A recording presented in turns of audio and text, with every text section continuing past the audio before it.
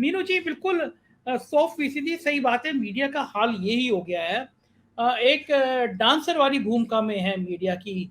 मालिक के सामने नृत्य करना है और नृत्य जिस तरह से मालिक चाहेगा वैसे करेगा, जो पैसे देगा उसके सामने डांस करना है। एक बात इस देश में और क्यों नहीं हो सकती, जब पारदर्शिता की बात करते हैं प्रधानमंत्री जी, तो हर राज्य का जो सूचना विभाग होता है, कोविड काल में एक आरटीआई के जवाब में पता चला कि 200 से ज़्यादा 200 करोड़ से ज़्यादा, उत्कर्षी मैं सही हूँ तो शायद इससे ज़्यादा की रकम एक साल में या और ज़्यादा थी, 1000 करोड़ में थोड़ी सी भूल रहा हूँ, लेकिन 200 करोड़ से ज़्यादा ऊपर ही थी। वो एक कोविड काल में जब आत्मनिर्भर बनाने वाली बात चल रही थी, तो इतनी रकम केवल विज्ञापन के रूप में दे दी गई। तो ये क्यों नहीं हो सकता कि जितने पैसे आप जिस संस्थान को देख रहे हैं, सरकार दे रही है, सूचना विभाग दे रहा है, वो 4PM को कितना दे रहा है, वो उत्कर्षी को कितना दे रहा है, वो वेबसाइट पे क्यों नहीं आना चाहिए कि इस चैनल को, इस अखबार को हमने इतने रुपए का विज्ञापन दिया है, कम से कम सरकार ने इतने रुपए दिया है, जनता को पता तो चल जाए कि आप सरकार से ले क्या रहे हैं। मेरी जानकारी में आया कि 8-8, 10-10 करोड़ का एक महीने में पैकेज दिया जाता है कि आप सरकार के लिए ऐसा माहौल बनाएंगे। तो जब जो आनंद जी कह रहे हैं 10-10, 15-15, 20-20 करोड़ का पैकेज केवल एक महीने के लिए दिया जाता है, तो चुनाव में तो पैकेज बहुत बड़ा हो जाएगा। तो आपको फिर ये नफरत भरी ये गोदी मीडिया बनना ही पड़ेगा। लेकिन मीनू जी, ये इसका इलाज क्या है, कैसे सुधरेगी ये गोदी मीडिया? संजय जी, बड़ा विकट प्रश्न, विकट स्थिति इस देश के सामने खड़ी हो गई है। और आप गोदी मीडिया कहते हैं, मैं इसको रेडियो रवांडा कहती हूँ। जो रेडियो रवांडा ने किया वो करने पे आमादा है ये देश की मीडिया, और वो होके रहेगा। आप इसकी सिमिलैरिटीज अगर रेडियो रवांडा से करें तो एक बड़ा खौफनाक मंजर आपके सामने पेश होने को तैयार है।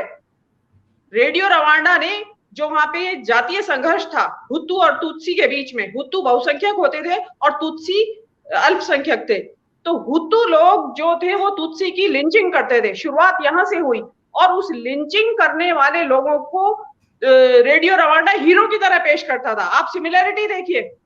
और जो लोग हुतू लोगों का विरोध करते थे कि भाई ये काम आप गलत कर रहे हैं, तो उनको गद्दार और देशद्रोही करार देता था रेडियो रवांडा। हुतू तुत्सी महिलाओं को कहा जाता था कि ये बहुसंख्यक हुतू समुदाय के पुरुषों को प्रेम जाल में फंसाती हैं। फिर सिमिलैरिटी देखिए लफ्ज़ से। ये जो है, और अंत क्या हुआ इसका?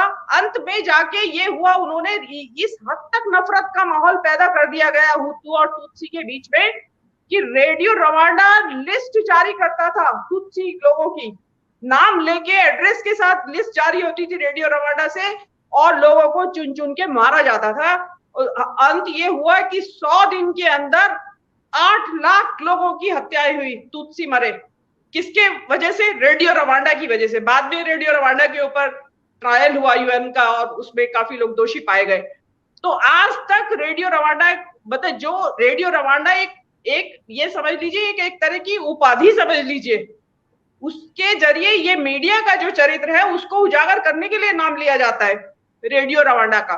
तो अब हमारी जो ये मीडिया है, ये यही मंजर पेश करने की तैयारी कर रही है इस देश के लिए। और मैं तो ये कहूंगी कि हे ईश्वर, इन्हें माफ करना, ये नहीं जानते ये क्या क्या कर रहे हैं। जो ईसा मसीह ने कहा था अपने, एक कथन है, प्रसिद्ध कथन, तो वो ये इनके ऊपर भी लागू होता है। रही बात आपने जो शुरुआत की थी स्वतंत्र देव सिंह जी की, कि वो अजान पे वो चुप हो गए जब अजान चली। मेरा ये पूछना है कि अजान की जो आवाज आई वो लाउड स्पीकर से आई होगी ना, और वो लाउड स्पीकर को बंद करवाने के लिए आपने कितना उधम, सड़कों के ऊपर कितना उधम गोदी मीडिया ने, 2-2 घंटे की डिबेट चल रही हैं और वहां पे मौलाना और पंडित और सब मिलके वहां एक युद्ध का माहौल, महाभारत का आपने कुरुक्षेत्र बना रखा है वहां पे। और आज आप वहां ये पाखंड कर रहे हैं कि आप अजान की आवाज से चुप हो गए हैं। मैं तो ये कहती हूँ आपकी जो पार्टी की पॉलिसी है उस हिसाब से तो आपको वही विरोध करना चाहिए था कि ये लाउड स्पीकर क्यों बज रहा है। वो पाखंड क्या कर रहे हैं कि चुप हो गए हैं। अरे जैसा अभी मेरे से पहले पैनलिस्ट ने कहा कि आपने वहां दिए कितने मुसलमानों को टिकट है आज तक चुनाव लड़ने के लिए, जो आप ये पाखंड दिखा रहे हैं। और ये पाखंड तो मुसलमानों को भी समझ में आता होगा, ऐसी बात नहीं है। तो ये जो रेडियो रवांडा की जो प्रवृत्ति है, इसको तुरंत लगाम नहीं लगाई गई, जिसमें कि मैं ये कहती हूँ कि आपके जैसे जो डिजिटल मीडिया है वो इस दिशा में बहुत अच्छा काम कर रहे हैं, लोगों के सामने सच्चाई ला रहे हैं। तो मैं तो ये मानती हूँ कि इसके वजह से जो ये नफरत का माहौल फैलाया जा रहा है वो मिटिगेट करने में बड़ी उसका शमन करने में आप लोग एक बहुत बड़ी भूमिका निभा रहे हैं। ये भूमिका बाद में आपकी डिफाइन की जाएगी और ये याद की जाएगी बाद में, इस डिजिटल मीडिया ने जो भूमिका निभाई है इस दौर में, नफरतों के दौर में। तो इसका इलाज तो सरकारों के ही पास होता है देखिए, लेकिन और या फिर इंटरनेशनल प्रेशर हो। तो इंटरनेशनल प्रेशर तो हाल फिलहाल तो मुझे कुछ लगता नहीं है कि ऐसा कोई इंटरनेशनल प्रेशर यहाँ आने वाला है यहाँ की मीडिया के ऊपर। लेकिन इस मीडिया को सुधरना पड़ेगा। देखिए विदेशों में भी है मीडिया जो आइडियोलॉजिकली थोड़ा सा उनका प्रतिबद्धता रहती है सर्टेन पार्टीज की तरफ, पर इतनी बेशर्मी से किसी एक समुदाय के खिलाफ, किसी एक धर्म के खिलाफ, किसी एक जाति के खिलाफ मीडिया के माध्यमों का मीडिया अपना उपयोग कर रही है और होने दे रही है, ये एक शर्म की बात है। मैं तो ये कहती हूँ कि जो इसमें पाप के भागी ये एंकर्स नहीं है अकेले, इनके मालिक भी हैं। वो मतलब पैसा आपने एथिक्स को बिल्कुल ही ताक पे रख दिया है कि और आप क्या करके मानेंगे इस देश में। आप जिस गुजरात की धरती पे जहां आप ये पाखंड कर रहे हैं, वहां पे आपको मालूम है उस धरती के मुख्यमंत्री का वीजा नहीं दे रही थी सरकार यूएस की। और इससे बड़ी शर्म की बात क्या होगी कि अमेरिका के विदेश विभाग ने जब सऊदी अरेबिया के जो प्रिंस हैं मोहम्मद बिन सलमान, उनको वीजा दिया, तो उनसे प्रेस ने पूछा कि भैया आपने इनको क्यों दिया वीजा। उनको अदनान खशोगी का किलर माना जाता है, अरेबियन जो एक पत्रकार थे। तो जब उन्होंने कहा क्यों दिया आपने वीजा, तो उन्होंने क्या जवाब दिया कि हम इससे पहले ही ऐसी 2-3 किलर्स को और भी दे चुके हैं। तो उसमें हमारे वाले का नाम था और एक टर्की के अर्दवान का नाम था और 2-3 और का नाम था। तो कितनी बड़ी शर्मिंदगी की बात है। गोदी मीडिया ये रेडियो रवांडा वो क्यों नहीं दिखाता है, वो बताएं कि उन्होंने नाम लिया है इसमें, और शर्म आनी चाहिए।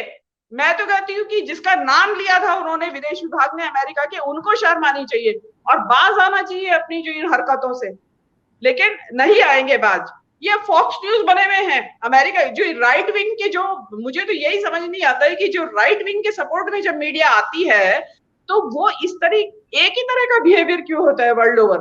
अमेरिका की फॉक्स न्यूज का बिहेवियर भी यही है, वो भी इसी तरह करते हैं। उन्होंने भी कोविड के दौरान उसको डाउन प्ले करने की कोशिश की कि कुछ नहीं है, ये कुछ नहीं हो रहा है, मास्क मत लगाओ, फालतू में गवर्नमेंट एग्जेजरेट कर रही है। ऐसे ही राष्ट्रपति चुनाव का नतीजा आया तो उन्होंने यही हल्ला मचाया कि भाई इसमें धांधली हुई है। उनका भी यही है, वो जो है कि वीडियो का मैनिपुलेशन तक कर लेती है वो मीडिया, फॉक्स न्यूज। ये वहां से लर्न करते हैं सारा, और ये यहाँ पे इसको अप्लाई कर रहे हैं। हमारे यहाँ देखिए, हमारे शिक्षा लोगों को लिटरेसी तो है लेकिन शिक्षित नहीं है लोग, तो वो बहुत जल्दी झांसे में आ जाते हैं और वो कहते हैं ना, तू कहता कागज की लेखी, मैं कहता आखिन की देखी। तो आखिन की देखी ज्यादा प्रभाव डालती है, इसलिए ये मीडिया जो है ज्यादा लोगों के मानस पर प्रभाव डाल रहा है।